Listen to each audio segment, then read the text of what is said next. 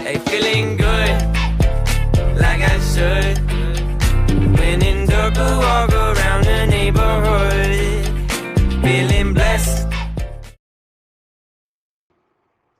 Alrighty, let's take a look at our homework for 7.2.4. Our M&Ms are referencing the slope of a line, and I feel like this is kind of review. A lot of the stuff we're doing in this chapter is review. Just remember that when we talk about the slope of the line, we're talking about the vertical change over the horizontal change. And I often say that the slope is equal to the change in y, right? Change in y over the change in x. So to find the slope ratio, then it's important for you to find lattice points on the line. And those lattice points are those clear intersection points over the graph. So you don't want to choose anything in here as a lattice point because it's not clear what the values of x and y are in those in-between areas. But here, that clear intersection right there, we know that x is equal to 2 and y is equal to 12. Here, you know, x is equal to 0 and y is equal to 6. So once you've got this growth triangle put in there, you can see your change in y is 5, your change in x is 2. So that would end up being the slope ratio, 5 over 2. In the context of graph, where we know what the x-axis represents, and we know what the y-axis represents, then you can reduce that to a rate, right? $5 in 2 hours, you could change that to $2.50 per hour, which would be then considered the unit rate. Graph B has lattice points here at 0, 3, and here at 3, 2. And so the change in y over the change in x is actually a negative change for the y. So it goes down 2 as it goes 3 to the right. So in this situation, in the context of this particular problem, A is an increase of $2.50 per hour, and B is a decrease of 2/3 of a dollar per hour, which would be the same as, I guess, saying 67 cents per hour. Now, a couple other situations. The slope ratio is a ratio of the change in y over the change in x. A horizontal line, the change in y is 0. It does not go up or down, but the change in x can be any number. So you could say, like, going from here to here, the change in x is 2. So 0 over 2 is equal to 0. So any horizontal line is going to have a 0 slope. But notice what's happening here with these vertical lines. The change in y maybe will go from here to here would be 4, but the change in x is 0. And if you recall, you're not allowed to have 0 in the denominator of any fraction, of any ratio. It does not work. This situation is called undefined. So in the context of slopes of lines, you can have positive slopes, you can have negative slopes, you can have 0 slopes, but a vertical line is always going to be classified as an undefined slope. Okay, hold on for a second. It just occurred to me about something. All right, let me actually put this into context. Why it would be undefined. Let's put it on this graph right here. I'm going to put in a line that is blue that's going through x is equal to 4. Okay, so this point on the line is telling you that you made $9 in 4 hours, and this one point right here is saying you made $3 in 4 hours. So how could you make $9 in 4 hours and $3 in 4 hours? That doesn't make sense. It's got to be one or the other. So in a situation like this, it would make absolutely no sense to have a vertical line. That would imply that you had an infinite number of different numbers of dollars that you made in the same amount of time, which is kooky. Doesn't even make any sense. So that's kind of what's happening here, why we would call that undefined. All right, a pair of slope ratios, decide if they are equivalent or if one is greater than the other. If they are not equal, use the greater than or less than symbols to show. All right, so in these situations, you can either change them both to decimal equivalents, or you could change them so they have the same denominator. So that's what I'm going to do. Let's get the same denominators, and I'm going to use the coat of arms, where 7 times 6 is 42. So we're going to pull 6 times 6 is 36, and 7 times 5 is 35. So 36 is greater than 35. So this is going to be a steeper line than this one, but just barely.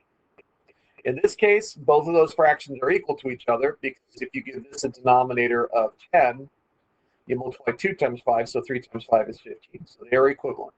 And then this one, if I double this, it becomes 14 over 10. This was 12 over 10. So this is going to be the steeper line. This is less steep. This is the greater slope ratio. This is the lesser slope ratio. All right, describe the associations in the two graphs. Remember to describe the form, direction, and whether or not there are any outliers.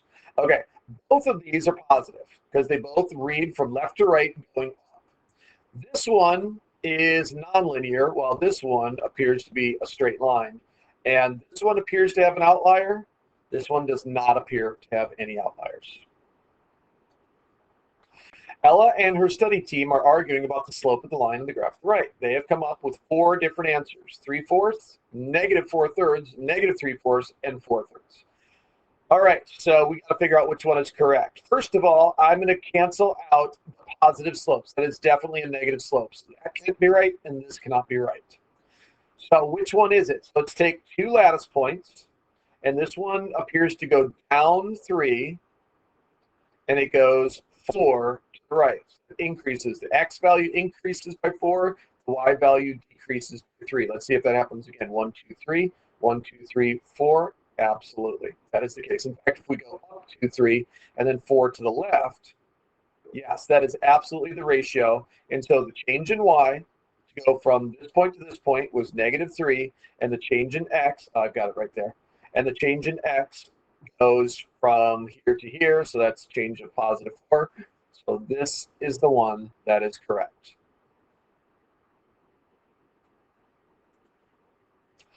All right, solving each of these equations using your fraction busters and your decimal busters. In some situations, you use distributive property. I'm going to do this one right there. I want to show you how cross multiplication can help you with this process, and I'm also going to show you how simplifying fractions can make this easier. Now, this is not going to work for other types of fraction equations. It only works when you've got a proportion where this entire expression is written as a ratio or a fraction, and this entire one is written as a ratio or fraction. First off, I can simplify this down to 4x over 3. And then 72 and 54 have 9 in common, so this becomes 8 over 6, which, actually, let's just go ahead and change this back to 8 over 6. Make our lives a little bit easier here. You can tell now that x is going to have to be 1, right? Since what here, since they have the same denominator, what do you multiply times 8 to give you 8? That would be a 1. So, just to prove it, let's do our cross multiplication. 8x times 54. I don't know what 8 times 54 is, so let me multiply it. It's 432, so that becomes 432x. And then 6 times 72. 6 times 72 is 432. So yeah, when you divide 432 by 432, you get 1. And that is our answer. Okay, if you want me to work out any of those, let me know. I'd be happy to work those out for you. Otherwise, I'm going to assume you know what you're doing, and we're ready to move on. All right, it says Salami and More Deli sells a 6-foot sandwich for parties. It weighs 8 pounds. Assume the weight per foot is constant. So how much does a sandwich that is 0 feet long weigh? Well, this is proving that this is proportional, right? Proportional, because if you have no sub, it will weigh nothing, right? Right, 0, 0 applies here. Okay, so draw a graph showing the weight of the sandwich as the vertical axis and compare that to the length of the sandwich, which is going to be the horizontal axis. So the length is on the x-axis. Then use your graph to estimate the weight of a 1 pound sandwich. So 1 pound would be right around here, right? And so that's going to be somewhere in the vicinity of 1 1/3.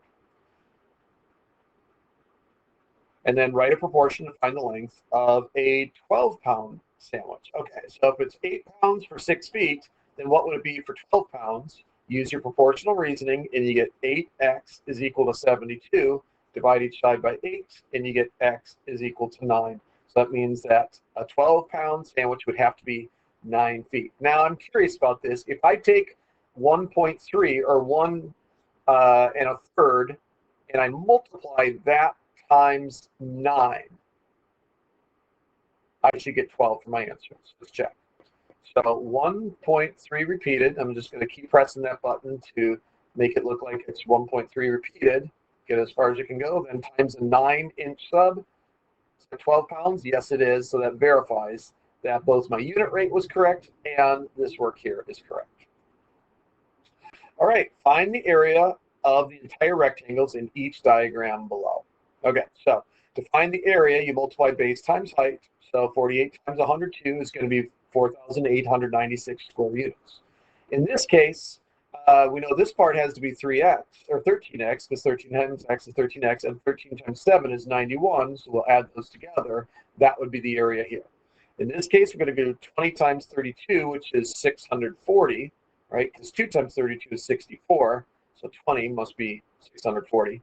And then 20 times 13 would be 260. So when you add those together, you get 900. And then here we've got 15 times 11, 15 times 3, 9 times 11, 9 times 3. What is 15 times 11? 165. 15 times 3 is 45. 9 times 11 is 99, and 9 times 3 is 27. So when we add all those together, 27 plus 99 plus 45 plus 165, you get 336. Now, let's double check that.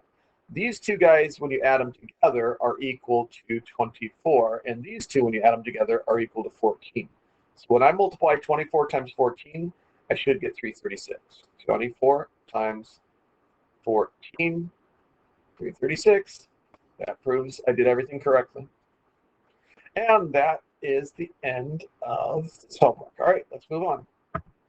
Hey, feeling good, like I should. When in dark, walk